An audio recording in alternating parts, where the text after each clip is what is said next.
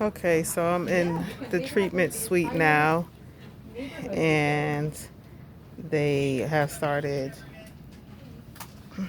the pre meds. I think he called them something like that. So right now, I have the anti-nausea meds, and this is the last one. You can see, may be able to see it's a little bit cloudy compared to down here is clear, so it's about to finish up. The nurse did have to change it. They had it lower. Let me show you where this bandage is. They started at the lower part. I'm beginning to think that that's not a good area for me because that's where they did it last time. And I think if my memory serves me correct, when they did it before in that location, it burned. Um, so I don't think that that's a good area. And when he moved it up here, it's not burning anymore. So I'm so happy that I spoke up.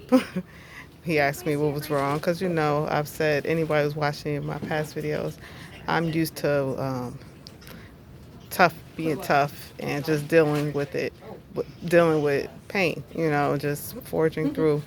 And so I guess I made a sound. He said, "Is everything okay?" And I was honest and told him that it burned, which I have said to nurses before, but he he paid a lot of attention to me and sat down and was like, "How's it still feeling?" I'm like, "It's still burning." He's looking up at the IVs, and he just made a decision to change it once he saw it was continuing to burn. He flushed it and tried again. And it was still burning, and so I'm very, very thankful for him in that he didn't just make me stick with the burn. And I did let him know it was getting more intense. So I think that kind of just saying that specifically really helped him to understand that this burning is real. So I feel good that he moved it. I'm not feeling anything coming through. So I'm happy about that. And I'm hopeful and optimistic that I won't have another scar like the one on my right arm. Um, I remember, I didn't mention it was nausea meds, steroids, Benadryl, and then the two types of chemo that I have are carbolaxol, something like that, and Taxol. I'm not the best with the names. One day I'll just read them off. I also want to add that just comment about some of the aesthetic side effects. So, like my hair, sometimes I've noticed that little strands grow in, but overall, I don't have any hair up under here. My eyebrows have come off now, and even my eyelashes are very thin. So, I've noticed that just over time, I look more and more like a cancer patient, like what I think of when I think of someone who is going through chemotherapy. And I accept it overall, you know, but I still do look in the mirror and say, I can't believe this. Like, this is crazy. I really feel like that still on a daily basis. Like, this is crazy. I can't believe this.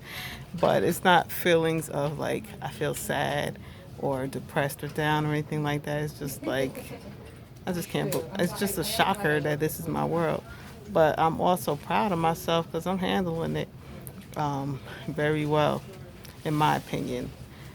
Just because of what I've always associated the cancer experience and chemotherapy experience with, to be with, I thought that it would be a lot harder for me to deal with, and it really hasn't been.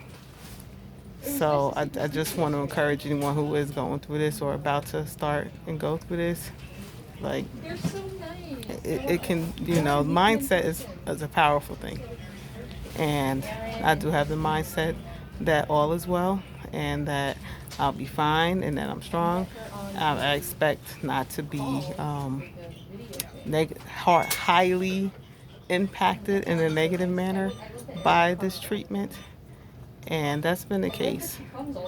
Um, there was another something that I wanted to mention, but I don't know. Oh, just this morning, I wish that I would have eaten breakfast. I had some of my smoothie. I always make a little lunch to take with me because I know I'm going to be here for about 6 hours. So I made a smoothie. I made my lemon um, key lime water. My ginger didn't look fresh enough for me, so I didn't put the ginger in. And I also made a sandwich, turkey and cheese, and chips. And I brought a um, clementine along with me, which I'm gonna eat in a few minutes actually, because I still feel hungry, but I don't want to eat my sandwich yet and then be starving in a few hours and still be here and just suffering with hunger.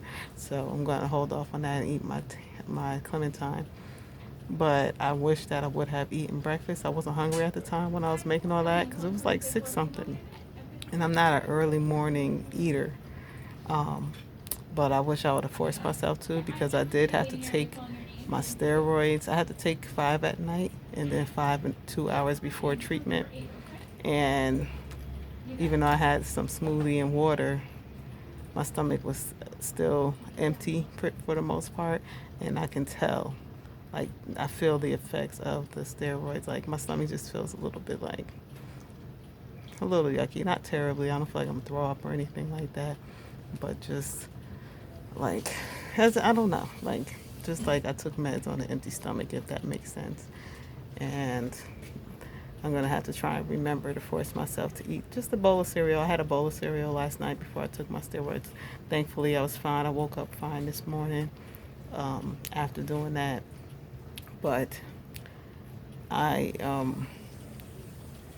didn't this morning, and I kind of regret it. But I think I'll be all right. I don't think I'm gonna have like terrible side effects and feel horrible for the next several days because I didn't eat this morning. But right now, I do feel it. But I'm expecting once I eat some more food, because my stomach is still empty. So I'm hoping right after I eat this clementine, I will feel better. And I'm hoping that I get a good night nap when they give me the Benadryl, um, or just a nice rest. But in the meantime, I'm going to go ahead and get started on some schoolwork.